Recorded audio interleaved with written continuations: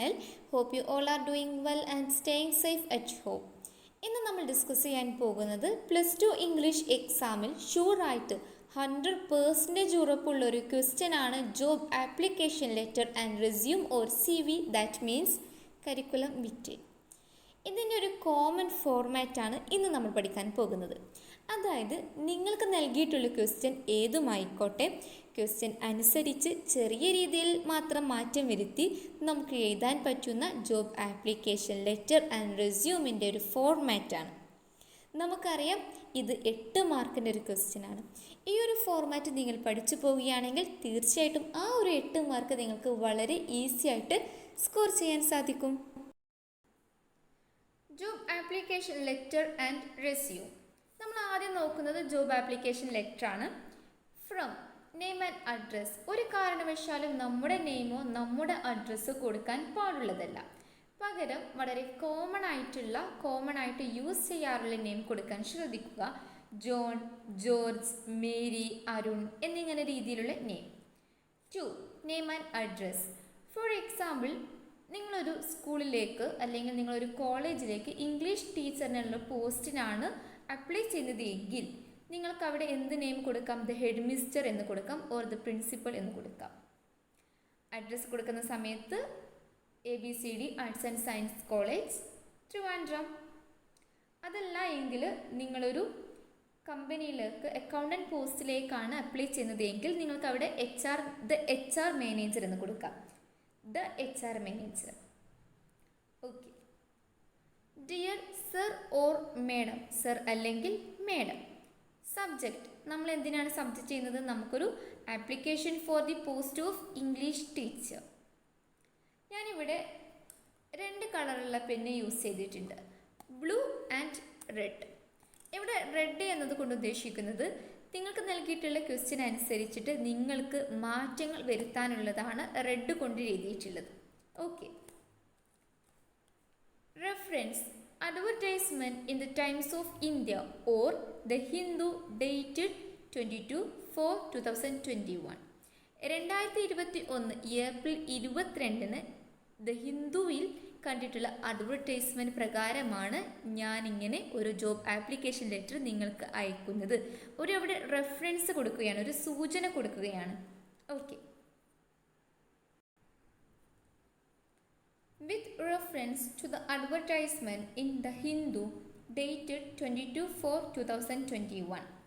The Times of India, the Hindu എന്ന് പറയുന്നത് വളരെ കോമൺ ആയിട്ട് അറിയപ്പെടാറുള്ള ഇംഗ്ലീഷ് ന്യൂസ് പേപ്പേഴ്സാണ്. Okay. I would like to apply for the post of English teacher in your institution or company എന്ന് ഞാനിവിടെ കൊടുത്തിട്ടുണ്ട്. അതായത് നിങ്ങൾക്ക് അക്കൗണ്ടൻറ്റ് പോസ്റ്റിലേക്കോ മറ്റോ ആണെങ്കിൽ നിങ്ങൾക്ക് അവിടെ കമ്പനി എന്ന് കൊടുക്കാം. For example, I would like to apply for the post of accountant in your company. I am graduated in BA English and Literature and have an experience of 2.5 years in a ASDF Arts and Science College. ASDF Arts and Science കോളേജിൽ 2.5 വർഷത്തോളം ടീച്ചറായി work ചെയ്ത് experience എനിക്കുണ്ട്. അതുകൂടാതെ BA English and ലിറ്ററേച്ചറിൽ graduated ആണ് ഞാൻ എന്നതാണ് ഇവിടെ കാണിക്കുന്നത്. ഇനി നിങ്ങൾ accountant പോസ്റ്റിലേക്കാണെങ്കിൽ I am graduated in BCom and have an experience of 2.5 years in a private company in the city. Okay. I will be extremely pleased to be a part of your institution or company. If selected, I promise to serve the company or institution in the best possible way. Please find enclosed a copy of my resume. Eagerly awaiting a call from your office. Please find enclosed a copy of my resume. ഇതെന്തായിരുന്നു? Job application ലെറ്ററാണ്. ഈ ലെറ്ററിൻ്റെ കൂടെ ഞാനൊരു എൻ്റെ resume കൂടി കൊടുക്കുന്നുണ്ട്. Resume എന്നത് കൊണ്ട് ഉദ്ദേശിക്കുന്നത് CV, കരിക്കുലം വിറ്റെ, അതായത് നമ്മുടെ ഒരു ബയോ ഡാറ്റയാണ്. ഓക്കെ. അതായത് നമ്മൾ അപ്ലൈ ചെയ്യുന്ന, നമ്മൾ ജോബ് ആപ്ലിക്കേഷൻ കൊടുത്തിട്ടുള്ള ഈ ഒരു കമ്പനിക്ക് നമ്മളെക്കുറിച്ചുള്ളൊരു ധാരണ, ഐഡിയ ലഭിക്കുന്നതിന് വേണ്ടിയിട്ടാണ് ഈ റെസ്യൂം എന്നതുകൊണ്ട് ഉദ്ദേശിക്കുന്നത്. ഇതാണ് നമ്മുടെ റെസ്യൂം ഓർ CV. ഇതാ ഇതുപോലെയുള്ളൊരു ചെറിയൊരു ബോക്സ് വരച്ചിട്ട് അവിടെ ഫോട്ടോ എന്ന് എഴുതിക്കോളൂ.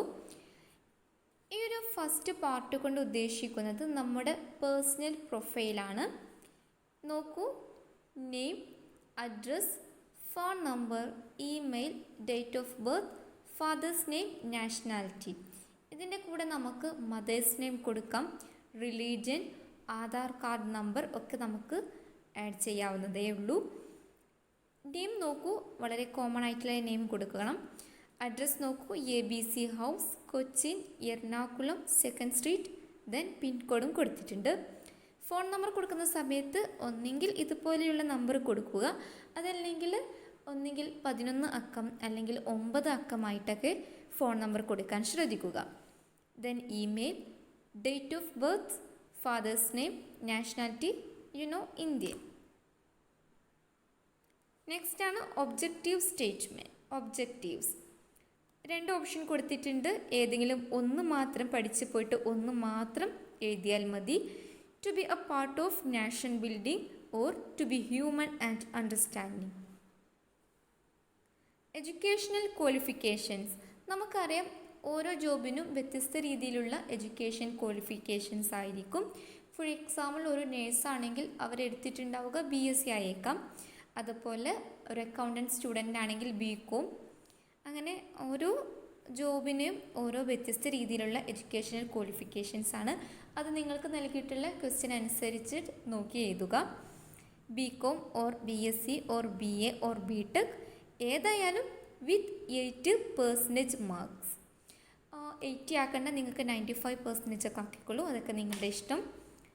ഡിപ്ലോമ ഇൻ കമ്പ്യൂട്ടർ ആപ്ലിക്കേഷൻസ്, നിങ്ങൾക്കത് നിങ്ങൾ എഴുതിക്കോളൂ കേട്ടോ.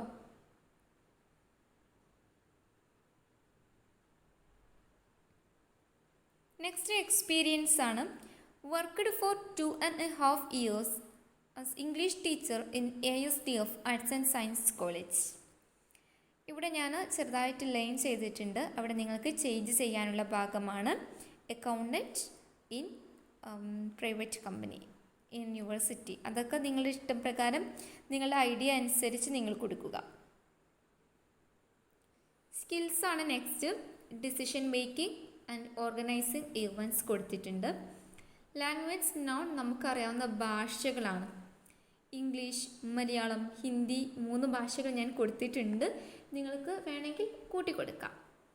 ഇൻട്രസ്റ്റ്, നിങ്ങൾക്ക് എന്തിനോടൊക്കെയാണ് താല്പര്യം, നിങ്ങളുടെ ഹോബി എന്തൊക്കെയാണെന്നാണ്. Reading, playing cricket, listening to music and etcetera. നിങ്ങൾക്ക് നിങ്ങളുടെ ഇൻട്രസ്റ്റ് എന്താണെന്ന് വെച്ചാൽ അവിടെ എഴുതും. പിന്നെ നോക്കൂ, if I am appointed I shall work sincerely to earn great credit to the factory, school, bank, office. ഇതിൽ ഏതും ആകാം. Okay. Your sincerely, signature and name. ഇതാണ് റെസ്യൂം എന്ന് പറയുന്നത്. വളരെ പെട്ടെന്ന് നമുക്ക് മനസ്സിലാക്കാം. Job application letter and resume. തീർച്ചയായിട്ടും ഇത് നിങ്ങൾ പഠിച്ചു പോകണം.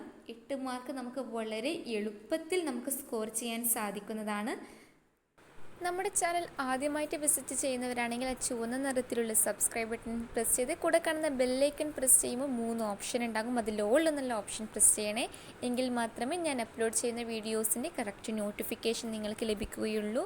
വീഡിയോ ഇഷ്ടപ്പെടുകയാണെങ്കിൽ ലൈക്ക് ചെയ്യാൻ മറക്കരുത്. നിങ്ങളുടെ ഫ്രണ്ട്സിനൊക്കെ ഷെയർ ചെയ്യുക. Don't forget to subscribe. Thanks for watching.